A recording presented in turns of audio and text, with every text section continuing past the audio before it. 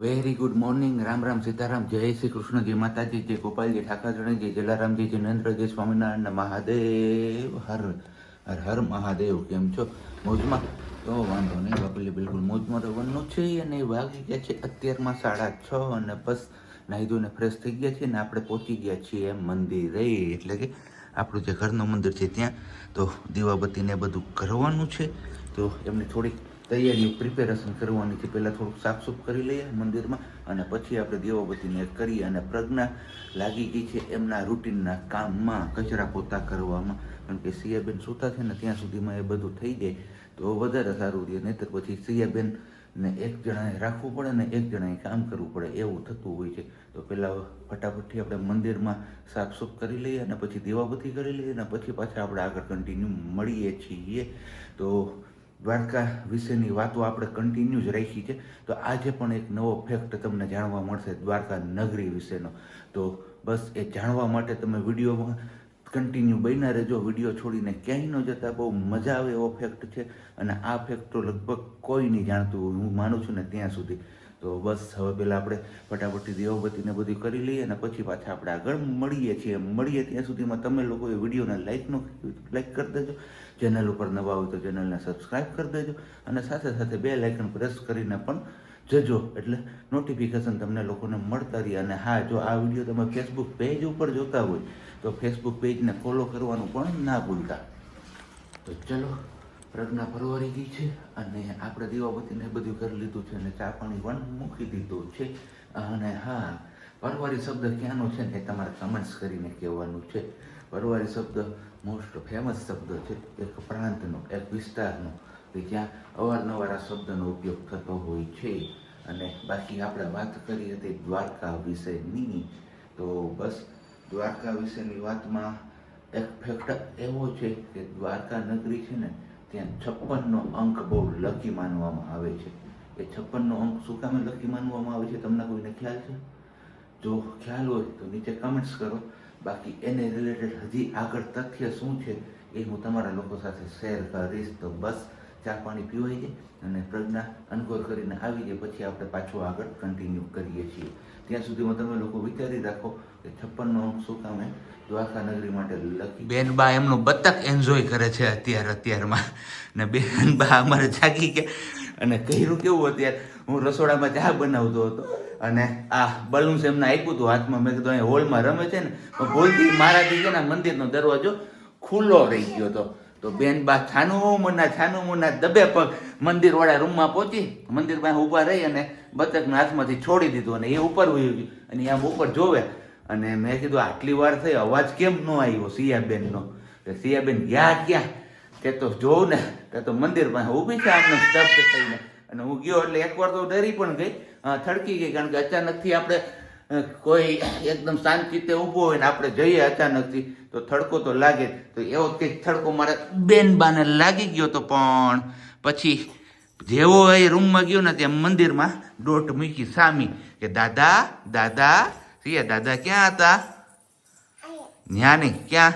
અહીંયા. હા, હનુમાન દાદા બોલો તો. હા, બોલાવો દાદાને. આવો મમ ખાવા બોલે સિયા. હા, ઈ નીચે મૂકવું છે. ચલો નીચે મૂકી દઉં એ તમને. અને બાકી આપણો ચા ઓલમોસ્ટ પાકી ગયો છે. તો હવે ઉતારવાની વાત છે. એ જોઈ લે. આ મૂકી દે. પછી મમ્મા ઘરે હશે ને પાપા ઓફિસે હશે તો મમ્માથી અંબાશે નહીં, દોરો લાંબો કરવો પડશે. કટકી ના ખોવાણી. હા, જો મંદિર વાળી રૂમમાં જો હું બાથરૂમમાં જોઈ આવું. જોઈ લે. નવા બેટી ન્યા હવારમાં સોનાની નુકસાની એટલે કે ખોવાણી છે. ઘરમાં જ ક્યાંક પડી છે, હવે ગોતવી પડશે ક્યાં છે. ધ્યાન હાથમાં આવી જોઈએ ઈ જોવાનું છે ને, કેમ કે ગોળ બુટી છે, નાની છે. અને સિયાબેન ના હાથમાં આવશે. કચરા પોતાની કર્યું છે, કચરામાં તમને જોઈ લઈ, પણ પોતાની ડોલમાં આવીને ગટરમાં વહી ગઈ હોય તો હાથમાં નો આવે ને. પોસિબલ છે. મેં ધોઈ નાખી ચોકડી. જો આવી છે ગોળ નાની, કઈ નહીં, બુટી બે છે. હું મંદિર વાળા રૂમમાં જોઈ આવું, તું ત્યાં જોઈ લે બાથરૂમમાં. અને સિયાબેન થી છાનું મનું જવું પડશે પાછું રૂમમાં આપણે. હાલ વાંધો નહીં, હોલમાં જોઈ લઉં હું.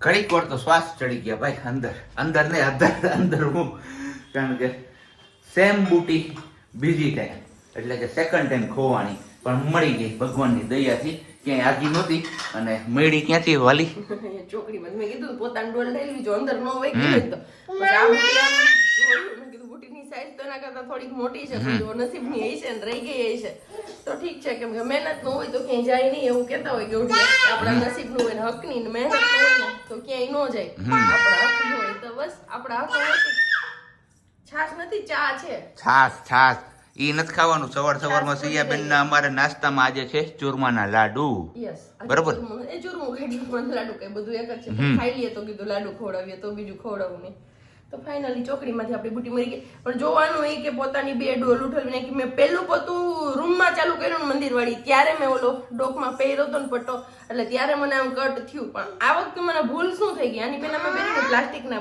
પેચ વાળી બુટી હતી હા એ પહોંચી પહેરી માં શિયા એનું જોતા રહેજો હાલે તો એ પેચ વાળી હતી ને એટલે યાદ નહોતું એટલે મેં આ કાનમાં પેલું પાછળ હું નાખું છું ચાંદલાનું પેકેટ આવે ને એનું પુઠ્ઠું હોય ને એ વાળું કેમ કે મને પ્લાસ્ટિકનો પેચ નથી હતો એમના લીધે જો આ કાનમાં ગાંઠ થઈ ગઈ છે મને તો એમના લીધે મેં બદલી નાખી અને આ કાનમાં પુઠ્ઠું નાખવાની જગ્યાએ આ કાનમાં નાખ્યું હતું એટલે આ કાનમાં નાખ્યું હતું હા ઊંધું નાખ્યું હતું એટલે મને એમ કે હું 2 દિવસથી જોઉં મેં કે અરે અમારી બુટી આમ લઈને નીચે કાં અહીંયા વયું ગયું ઉપર હા નીચે કાં આવી જાય પણ પછી આજ ખોવાણી થઈ ગયું પાટો પહેર્યો હતો ને ફોટોમાંથી જયારે કટે થયું એટલે એમ થયું કે કાનમાંથી બુટી નીકળી પણ મેં કે આ કાનમાંથી ક્યાં નીકળે એમાં તો ટાઈટ છે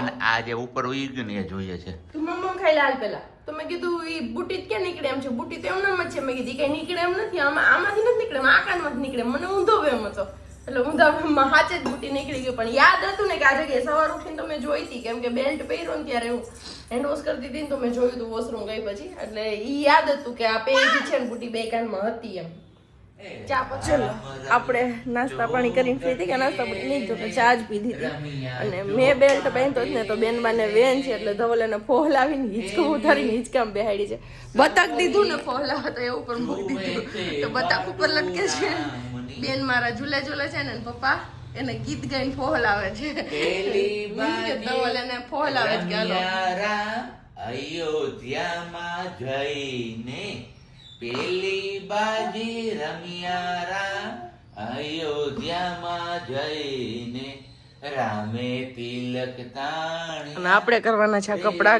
ઘડી કેમ કે કપડાનો થઈ ગયો છે મોટો ઢગલો તો પહેલા આપણે કપડા હકેલી લઈએ પછી પ્રેસમાં લેવાના થશે આજ ટાઈમ મળે તો દઈ આવીએ ને બાકી સાંજે આપણે જવાનું છે ગામમાં માંગનાથી બજારમાં શું ખરીદી કરવાની છે શું લેવાનું છે એક હેન્ડલૂમની શોપ પર જવાનું છે ને બીજી જગ્યાએ પણ જવાનું પણ જોઈએ કે ઓ ટાઈમ રીએ કઈ રીતના જવાનું થાય છે એ બધું તો વિડીયો કન્ટિન્યુ કરજો વિડીયો સ્કીપ કર્યા વગર જોતા નહીં તો તમને બધી માહિતી મળશે આગળ જોવાનું પણ મળશે અને જોઈએ આપણે સંક્રાંત પર કેવી માહોલ છે આપણી માંગનાથની બજારમાં જુનાગઢની કેમ કે સંક્રાંત નજીક આવે છે એટલે પતંગોના એના સ્ટોલ હવે તો થઈ ગયા છે ને પૂર જોશમાં આવતો છે ગયા વર્ષે આપણે સિયા બેબી માટે જે ચકેડું લીધું હતું એ ચકેડું આ વર્ષે પણ લેશું ગયા વર્ષનું તો હજી પડ્યું જ છે જે મોટું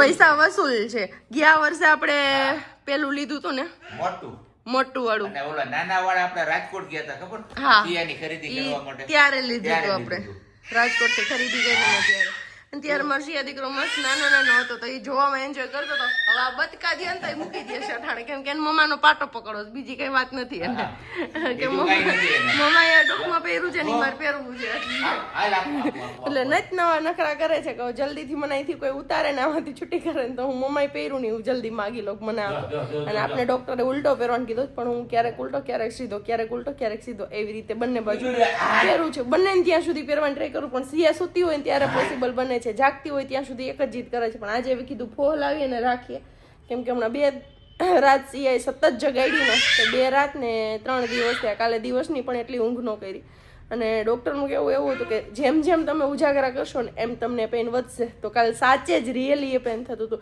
અહીંયા તો દુખતું હતું અહીંયાથી કોણી સુધી એ પેન પહોંચી ગયું હતું પછી ફાઇનલી કાલે ગોળી ખાવી પડી આપણે દુખાવાની નહીંતર મને જે આપી છે ને એ દુખાવાની ગોળી છે કોઈ કોર્સ તો હતો ને એટલે આપણે વચ્ચે છોડી દીધી હતી કીધું આરામ છે નથી ખાવા જેવી તો નથી ખાવી કારણ વગરની પેટમાં નાખવીને દવાઓ એટલે છોડી દીધી. પછી કાલે ફરી પાછી આપણે ગોળી ખાધી હતી. એને સિયા દીકરોને એન્જોય કરે છે ને હું મારા હવે કપડાં ફટાફટ ઘડી કરી. તો વાગી ગયા છે 7:45 અને ઉપર થોડોક એવો સમય અને બસ આપણે હવે ઓફિસે જવાનો સમય પણ નજીક આવતો જાય છે.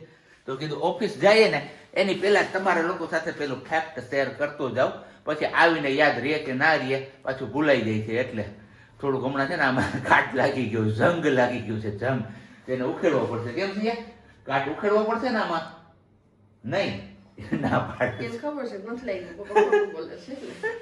તો કઈ નહીં, હમણાં એક દિવસ મેં તમને લોકોને 56 પગથિયા વિશેનો અર્થ સમજાવ્યો હતો. તો એક તો કારણ એ છે કે દ્વારિકા નગરીમાં જે 56નો અંક લકી માનવામાં આવે છે ને એ, અને બીજું કારણ એવું છે, કારણ મીન્સ કે માન્યતા છે, એવી તથ્ય છે કે શું છે, આપણે મેં વાંચેલું છે એ તમારા લોકો સાથે શેર કરું છું. એક્ઝેક્ટ આપને આઈડિયા નથી કે આવું હોય કે ના હોય. ભગવાન શ્રી કૃષ્ણએ છે ને ગોમતી નદીને આશીર્વાદ આપ્યા હતા કે મારાથી તમે છે ને ફક્ત 56 કદમ દૂર રહેશો.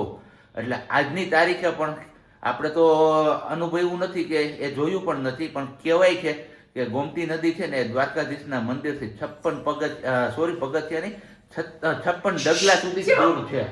તો બસ આમના હિસાબે દ્વારિકા નગરીમાં 56નો અંક લકી માનવામાં આવે છે. ને અહીંયા આ મારો અંક જોઈ લો તમે. બેહી જા પડી જો જો જો જો જો જો જોઈ લે અમારે. અને આમના વિશે વધારે કઈ તમને લોકોને આઈડિયા હોય તો તમે લોકો પણ બિંદાસ શેર કરી શકો છો, જેથી મારું પણ જ્ઞાન થોડુંક વધે અને જ્ઞાન થોડુંક હું પણ તમને લોકોને વધારે શેર કરી શકું. બરોબર ને વાલી? એકદમ બરોબર. આડાવું જ્ઞાન બાટવામાંથી વધે, બાટવામાંથી આડાવું જ્ઞાન શેર કરીએ અને બાટીએ તો વધે. અમને ન ખબર હોય તમે અમને લોકોને કહો ને તમને ખબર અમને ખબર હોય અમે તમને લોકોને કહીએ. આડાવું નવું આપણે જાણવા મળે. આ તો ઇન્સ્ટન્ટલી હમણાં છે ને ઇન્સ્ટાગ્રામમાં એક રીલ આડી આવી હતી, એમાં આ બધા તથ્યો લખેલા હતા, વિડીયો બનેલો હતો. એટલે વિડીયો મેં બહુ શાંતિથી જોયો અને યાદ રાખ્યો અને કીધું ચલો આપણું આ જે ફેમિલી છે એમની સાથે આ શેર કરવા થશે, કારણ કે બહુ રોચક માહિતી છે આ. અને બેન અમારા શું કરે બેકગ્રાઉન્ડમાં તમે બધાય જોઈ લીધું. જોઈ લ્યો બધું. મમ બાર અંજીરની હાલત જો મારી. પોસ્ટમોર્ટમ થઈ ગયું અંજીરનું. ખાઈ ખાઈને ચાલી નીચે. આ મિર્ચી વાળા ભજીયા ખાઈને અવાજ નીકળે છે જોરદાર. જો તમે વારે વાહ લાલ મિર્ચી શું કમાલ કરી દીધી. જય બજરંગબલી, જય હનુમાનજી મહારાજ. આપણું કઈ પ્લાન નતો ને કઈ પણ નતું, પણ સિયાબેન અત્યારે એટલી રેડી ને આજે, કેમ કે ખાલી કોલ આવ્યો ને તેમ કે હાલ સિયા દાદા આગળ, અને મારો દીકરો ચાલુ થઈ ગયો રોવાનું. તો માપ બહારનો તો છે ત્યારે ગાડી લઈને અમને તેડવા આવ્યા હતા. અત્યારે કેટલા વાગ્યા જો 1:15. અમે હજી બસ 15-20 મિનિટ જેવું થયું પહોંચ્યા ને બપોરે અહીંયા જમવાનું અડધું બની ગયું, ઘરે બધું રેડ ભભેડ પડ્યું અને અહીંયા લાવ્યા તો અહીંયા સુઈ ગઈ. જો બાપુ કીધું છે હિચકાવે છે, મેં કીધું હું એક ક્લિપ કરી લઉં, તમે થોડીક વાર હિચકાવાનું છે અને ત્યાં સુધીમાં. તો બસ આવી કંઈક હાલત છે. હવે અહીંયાથી પાછા હમણાં ઘરે જઈશું રોંઢાક માટે, કેમ કે હજી ગામમાં ખરીદી કરવા જવાનું હતું, પણ સિયાબેને બધું બખડ કરી દીધું અને પહોંચી ગયા અહીંયા. હવે જોઈએ, જો કાલની પરમિશન લેવાની બાપજી મહારાજ આગળથી. બાપજી મહારાજ કહે કે તમે નહીં આવતા કાલનો દિવસ ઘરે રહેજો તો ખરીદી કરી લેશું, નહીંતર પછી આવશું અહીંયા. આજે છે પોચી પૂનમ, તો પોચી પૂનમને દિવસે અહીંયા બંદર મહારાજ પણ છે, એક આગળ હરણ છે, અને આ લોકો આવ્યા છે અહીંયા પ્રોગ્રામ કરવા માટે, પિકનિક એન્જોય કરવા માટે. કેમ કે એ લોકોનો કંઈક લોટ હતો હનુમાનજીનો, તો એ લોટ બનાવવા માટે આવ્યા હતા. તો બસ ભોગ લગાવી દીધો ને હવે જમે છે બધા લોકો. અહીંયા જો હરણ છે સામે નાનું એવું બચ્ચું છે હરણનું. જો સિયા દીકરો હું તો છે ને તમે કીધું આજે છે તો બતાવી દઉં તમને, જોવું યોગ્ય. હવે અને અહીંયા કપિરાજ અમારે કંઈક વીણે છે, હું કરે ખબર નહીં, જોઈ એને પૂછડામાંથી ગોતે કેવા આરામથી છે ને. અને બાકી અહીંયા ભજીયાનો પ્રોગ્રામ મસ્ત જેમો છે, ધમાકે मोजे मोदने रोज मरचा खाने એટલી બધી તાકાત આવી ગઈ. वो जुबान में जो हो जाती है ना तो उसमें कड़वी कि तीखी? नहीं वो तीखी हो जाती है और आवाज अच्छी निकलने लगी थी मिर्ची खाने. ये सही है. तो आवाज तो ऐसी निकल रही थी कि पूरा मंदिर हिल रहा था, लग रहा था मेरे को. हाँ એ વાત સાચી. અને અત્યારે બેન બા સૂતી હતી ને ખબર નહીં, અચાનક રડવા માંડીને એમાં એટલો શ્વાસ લઈ ગઈ કે પહેલી વાર મેં મારી નજર આમ જોયું. આટલું સિરિયસ ક્યારેય શ્વાસ નથી લઈ ગઈ, બહુ લાંબો શ્વાસ લઈ ગઈ અને હિબકા ભરવાનું ચાલુ થઈ ગયા. લગભગ 15 મિનિટ થઈ અમે એને ચૂપ કરાવતા હતા ને, અને અત્યારે હું તમને બતાવું શું કરે છે નહીં. આમ જો માન ફોહલાવી છે લઈ ઢાળમાં હાલવામાં, અહીંયા ફોહલાણી. હવે કેમ જવું છે? કે બાજુ જવું છે? કઈ જવું છે? બ્લેન્કેટ જોવા આવી ગયા સીધા. ઓફિસ થી હજી મને ઘરે પૂરકોય નથી દીધો પૂરેપૂરો. ત્યાં તો રસ્તામાંથી જાય છે સીધું કે હાલો બ્લેન્કેટ જોવા જવાના છે આપણે, તો જોઈ આવીએ. તો કીધું કઈ વાંધો નહીં, આપણી એક જ શોપ છે રાજશ્રી હેન્ડલૂમ. અને આ અમારા બેનબાને જો બધું મજા જ આવે. આ ગાડલા એક દિવસ ઇન્સ્ટામાં ડીએમ હતો કે પ્રજ્ઞાબેન તમે હેન્ડલૂમની ખરીદી ક્યાંથી કરો છો? બેડશીટની. પછી મેં ખાલી રાજશ્રી નામ દીધું ને એટલે એને સીધું નામ દઈ દીધું કે ગિરીશભાઈ ને ત્યાંથી. મેં કીધું હા કે અમે એ આ ભાઈ પોતે અમારે ગિરીશભાઈ, બરોબર ને? તો હવે નક્કી કરો ફટાફટ. હાલો ક્યુ ઓકે. બેનબા આઈલા, બેનબાન મમ્મા ગયા છે ચાવી લેવા ગાડીની. તો કે ગાડીમાં જ આપણે સામાન મૂકી દઈએ એટલે સવારે કંઈ માથાકૂટ નહીં. પણ બેનબા હમણાં પગથિયા સટાસટ ચડવાનું ચાલુ કરશે. કે અટવાઈ ગયા ત્યાં તમે શું ખાચો? તું શું ખાચો? મમ સિયાને ભાવે મમ? હે સિયાને ભાવે મમ? ત્યાં બાવ છે હો, જાતી નહીં. સિયા બાવ છે ત્યાં જાતી નહીં. બાવ કેમ બોલે?